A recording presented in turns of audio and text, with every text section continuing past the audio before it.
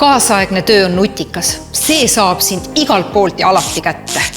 Enam ei piisa kabineti ukse sulgnemisest, sest pidev internetiühendus mässib su era- ja tööelu ühtlasesse stressi tekitavasse võrku. Just juhi positsioonil on see eriti kerge juhtuma.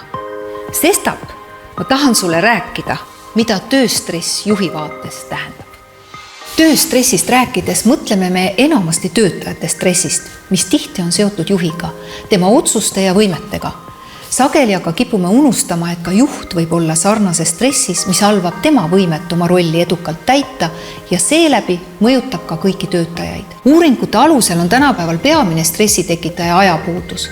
Püütakse järjest lühema aja sisse mahutada aina rohkem tegevusi. Sageli napib nii rahalisi vahendeid, kvaliteetset tööjõudu kui tehnoloogiat. Juhtidele pandud ootused on samuti oluliselt tõusnud. Juht peab lisaks olema nii-öelda vaimne eestvedaja, kes oskab aidata inimestel lahti mõtestada laiemalt oma elu eesmärke. Juhi üks olulisemaid tegevusi on pidev valmisolek ja oskus erinevate inimestega suhelda, olla positiivne. Tere Hannes, rõõm sind näha! Kuule sind ka! Teatud määral on stress ärgitav ja edasiviiv jõud.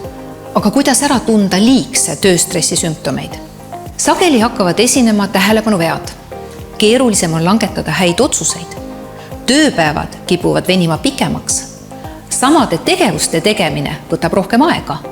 Tuntakse end enam väsinuna. Ilmneb ka motivatsiooni langus, muututakse enam ärrituvaks ja kriitiliseks, isegi küüniliseks. Samuti märgatakse, et pole enam huvi suhelda. Sõpradega kokkusaamisi ja muid toredaid tegevusi lükatakse edasi. Unarusse kipub jääma nii treenimine kui tervislik toitumine. Kehakaal kipub kasvama. Kui eelnevaid muutusi enda juures ei märgata, hakkavad tunda andma kehalise tervise probleemid.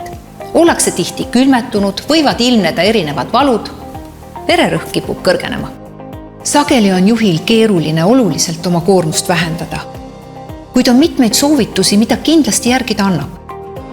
Alustama peaks teadvustamisest, et ilmeksimatuid inimesi ei ole olemas. Kõik teevad vigu ja see on inimlik ka juhi puhul.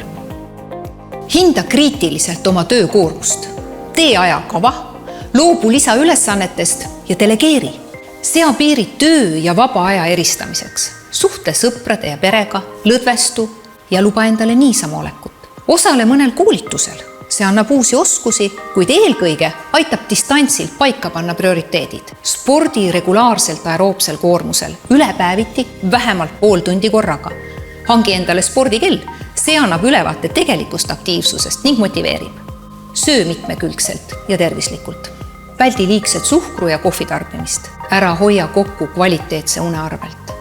Ja see, mis alati aitab, on muidugi huumor.